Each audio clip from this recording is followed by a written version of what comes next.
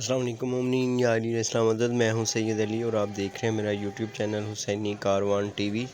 Viewers, آج 10 محرم کا جلوس ماڈل ٹاؤن لاہور میں ہم نے شرکت کی۔ وہاں پر ماشاءاللہ بہت زیادہ مومنین نے شرکت کی، اور مومنین جو ہیں جن کو اللہ نے بہت زیادہ نوازا ہے، انہوں نے جی بھر کے دل کھول کے آئے ہوئے زائرین کے لیے بہت زیادہ لنگر تقسیم کیا۔ پانی کی جگہ جگہ سبیلیں، چاول، حلیم، حلوہ، کافی چیزیں جو نیاز میں مولا نے جن کو توفیق دی ہے، چائے، شربت۔ تو یہ ساری چیزیں ہم دیکھتے ہوئے آ رہے تھے، جلوس ریکارڈنگ کرتے ہوئے۔